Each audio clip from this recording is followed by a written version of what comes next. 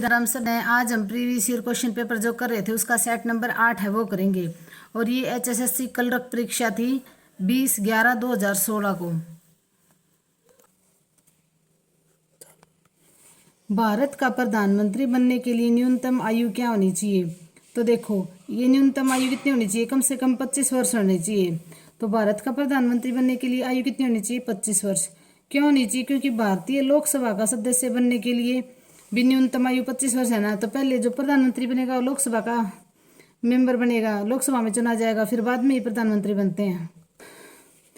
किस पंचवर्षीय योजना में गरीबी हटाना इसके अग्रवर्ती लक्ष्य के रूप में अंगीकार किया गया था? मतलब इसमें यह पूछा गया किस पंचवर्षीय योजना में गरीबी हटाना इसका नारा दिया गया था। तो ये कौन सी थी? ये थी छठी पंचवर्षीय योजना थी ना इसमें। तो देखो, पहली पंचवर्षीय योजना में क्या था? कृषि से संबंधित सारे काम के थे। दूसरी में उद्योगों से संबंधित, और ये है छठी में क्या था? गरीबी हटाना। किसके शासनकाल में रुपए का सिक्का भारत में प्रथम बार डाला गया था? तो ये था शेरशाह सूरी के शासनकाल में। शेरशाह सूरी का शासनकाल था 1540 से 1545 में रुपए का सिक्का भारत में पहली बार डाला गया था। और शेरशाह ने 178 ग्रेन का चांदी का रुपया एवं 380 ग्रेन का तांबे का दाम चलाया था। तो शेरशाह सूरी ने क्या किया था? तांबे और चांदी के सिक्के चलाए थे। और इसके सिक्कों पर उसने अरबी एवं देवनागरी लिपि में खुदवाया था। और भारत में ना द्वितीय अफगान वंश का संस्थापक था। उस भारतीय राज्य का नाम बताइए जिसने सर्वाधिक नोबेल पुरस्कार विजेता दिए हैं। तो ये है पश्चिम बंगाल। पश्चिम बंगाल ने सबसे ज्यादा नोबेल पुरस्कार विजेता दिए हैं। रविंद्रनाथ टैगोर को 1913 में मिला था, और मदर टेरेसा को 1979 में, और अमर्त्य सेन को भी मिला था।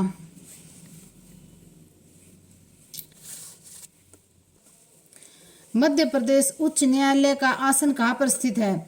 तो मध्य प्रदेश उच्च न्यायालय का आसन कहाँ पे है? मतलब ये पूछा गया सीधा सीधा कि मध्य प्रदेश का उच्च न्यायालय कहाँ स्थित है? तो ये जबलपुर में है। उस प्रथम भारतीय का नाम बताइए जो ऑस्कर अवार्ड विजेता हुआ है। तो इनमें से कौन है? भानु अथैया है जो प्रथम भारतीय हैं जिन्हें कॉस्ट्यूम डिजाइनिंग के लिए ऑस्कर अवार्ड प्रदान किया गया था।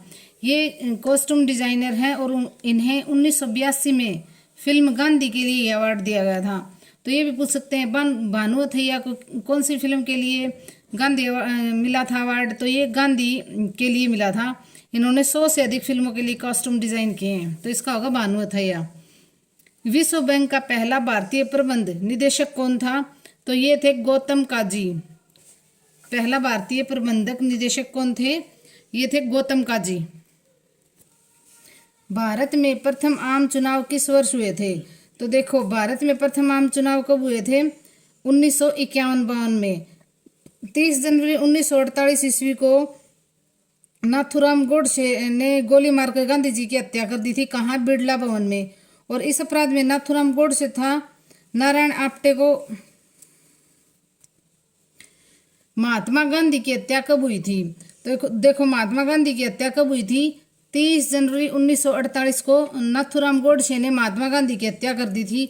और ये कहाँ की थी हत्या? बिड़ला भवन में।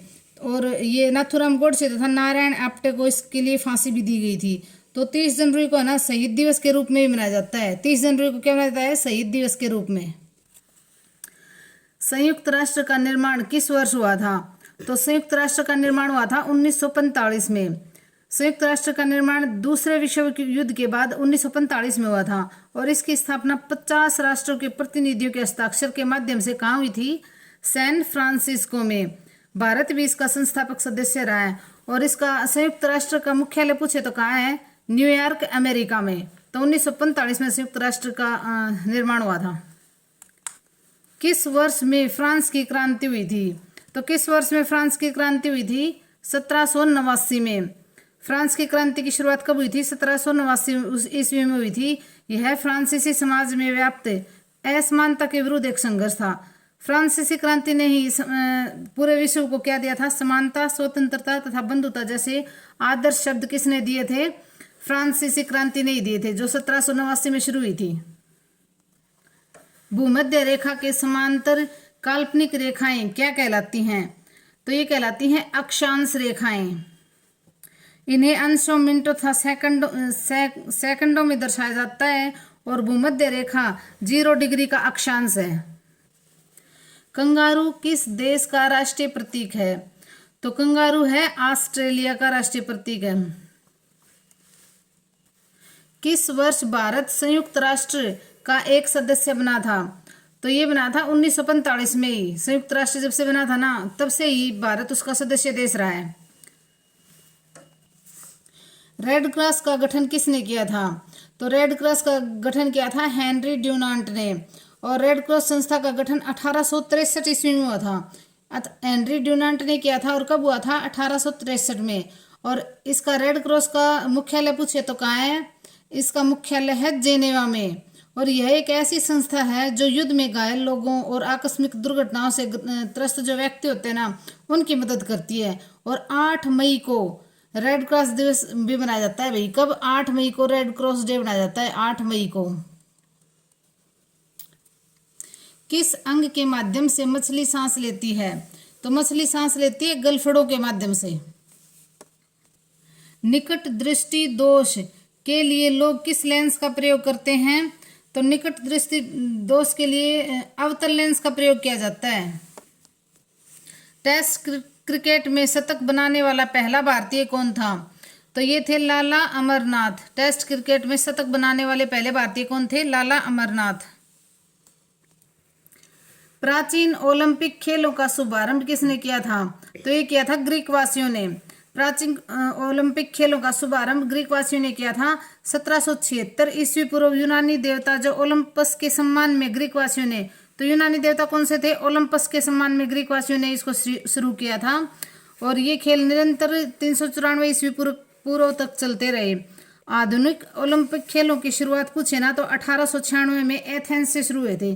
प्राचीन तो 1776 में। और आधुनिक ओलंपिक खेल पूछे ना तो 1896 में एथेंस से शुरू हुए थे।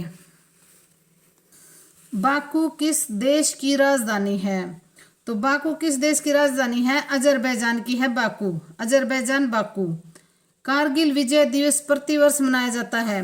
तो कारगिल विजय दिवस प्रतिवर्ष कब मनाया जाता है? 26 जुलाई को। 26 जुलाई को मनाया जाता है। और ये ना युद्ध कारगिल में हुआ था। और ये युद्ध लगभग 2 महीने तक चला था।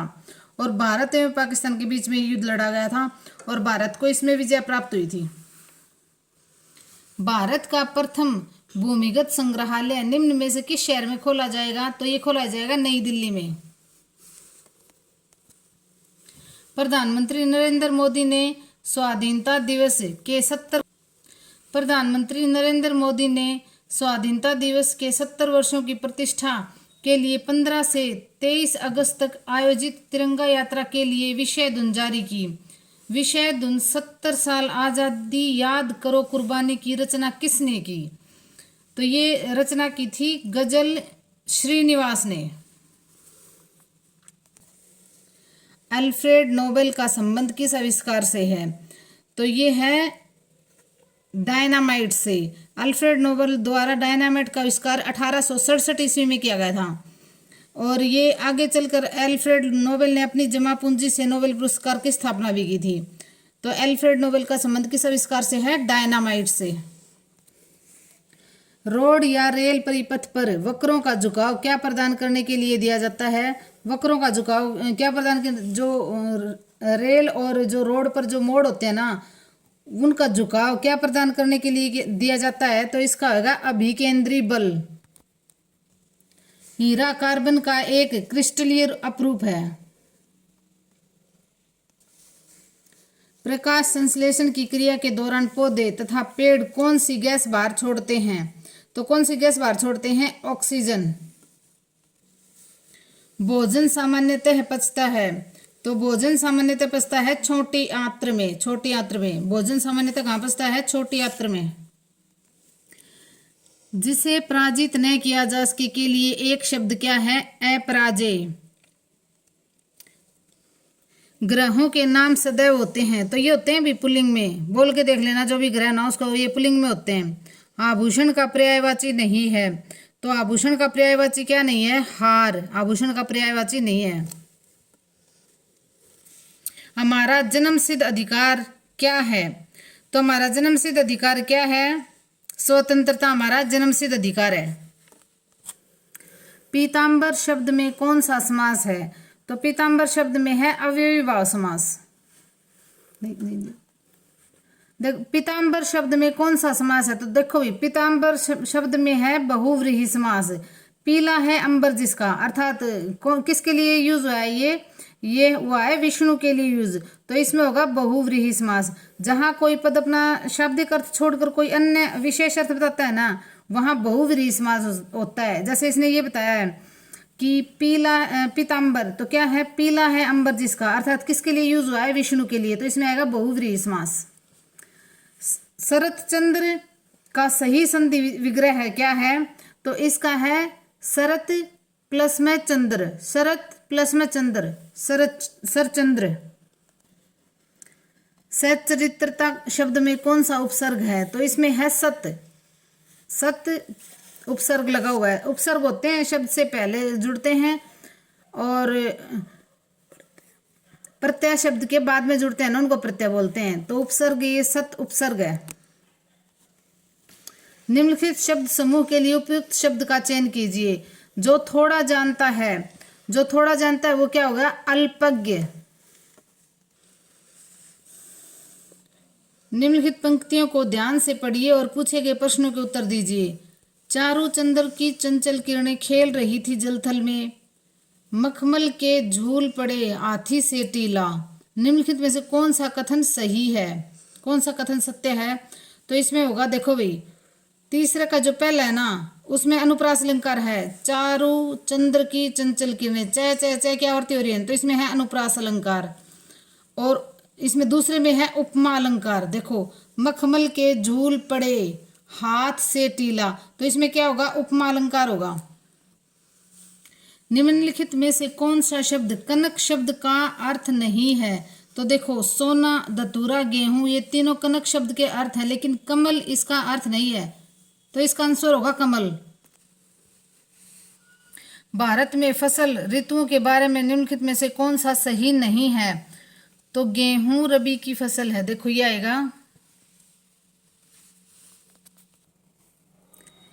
देखो इसका आंसर आएगा ये। उत्तरी भारत में खरीफ ऋतु में गेहूं की फसल की खेती की जाती है, तो ये गलत है भाई।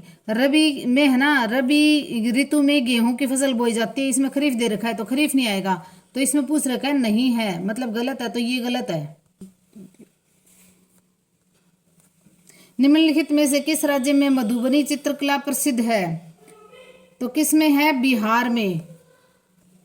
स्वतंत्रता संग्राम में अरुणा आसफ अली गुप्त गतिविधियों की एक मुख्य महिला संगठनकर्ता थी, तो इसका आएगा भारत छोड़ो आंदोलन में। ये जो अरुणा आसफ अली थी ना, इसने गुप्त तरीके से रेडियो में संदेश दिए और इसने बहुत ज़्यादा मदद की थी भी। ये जो क्रांति थी ना 1942 की क्रांति, 1942 का जो भारत छोड़ो आंदोलन था ना, इसमें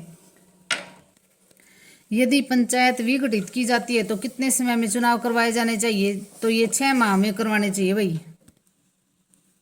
शरीर में सबसे बड़ी अंतःस्रावी ग्रंथि निम्न में से कौन सी है? तो ये है आउटू थायराइड। आजकल सड़कों पर रोशनी के लिए प्रायः पीले लैंपों का प्रयोग किया जाता है। निम्न में से किस गैस का प्रयोग इन लैंपों में किया जाता है? तो सोडियम का। ग्रुप वेयर होता है, तो ये ग्रुप वेयर सॉफ्टवेयर होता है भाई। ग्रुप वेयर क्या होता है? सॉफ्टवेयर। कैंसर के उपचार के लिए प्रयुक्त उत्कृष्ट गैस कौन सी है? तो ये है रेडन गैस का प्रयोग किया जाता है कैंसर के उपचार में। पीवीसी किसके निर्माण में इस्तेमाल किया जाता है? तो ये होता है प्लास्टिक के पाइप। सर्पदमन हरियाणा के किस प्राचीन नगर का नाम है? तो ये है सफीदों का। यहाँ सांपों को मारने के लिए ये किया गया था। हरियाणा में लिबर्टी जूते कहाँ बनते हैं? तो ये बनते हैं करनाल में। हरियाणा का कौन सा नगर बुनकरों का शहर के नाम से प्रसिद्ध है? तो ये है पानीपत। दरी, गलीचे, कंबल, ये चीजें बनती है यहाँ पे। हरियाणा से राज्यसभा के कितने सदस्य मनोनीत किए जाते हैं? तो राज्यसभा के 5 और लोकसभा के लिए 10 सीटें हैं और विधानसभा के लिए 90 सीटें हैं। और लोकसभा की 10 सीटों में से 2 एससी रिजर्व हैं, अंबाला और सिरसा, और विधानसभा में 17 सीटें एससी रिजर्व हैं। चंवन ऋषि की स्मृति में मेला किस पहाड़ी पर लगता है? तो ये डोसी की पहाड़ी पर लगता है। यहाँ 7,000 साल तक तपस्या की थी चंवन ऋषि ने। 1857 के संग्राम में बल्लभगढ़ के किस राजा ने बलिदान दिया था? ये थे नाहर सिंह।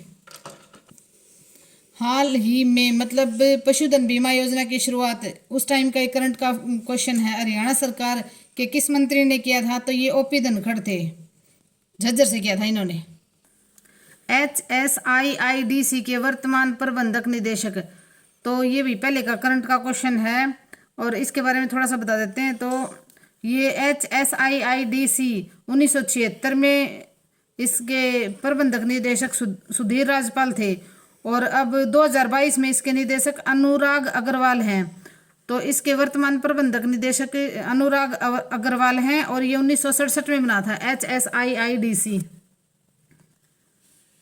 हरियाणा में राजा जन्मेजय का संबंध किस नगर से है? तो राजा जन्मेजय का संबंध है सफीदों से। हरियाणा में कुल कितने प्रशासनिक मंडल हैं? तो ये मंडल है भाई 6।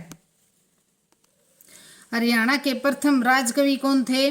तो ये थे उदय भानु हंस। इनका जन्म 1926 ईस्वी को हुआ था और ये पंजाब पाकिस्तान में हुआ था इनका जन्म। लेकिन इनको ना रुबाई सम्राट के रूप में भी लोकप्रिय हैं। हिंदी रुबाइयाँ इनकी 1952 में प्रकाशित हुई थी। तो इनकी रचना कौन सी है? हिंदी रुबाइयाँ। और भेड़ियों के ढंग, आस्ती मुक्तावली, देसा में देश हरियाणा और शंख और शहनाई उदय भानु हंस की हैं।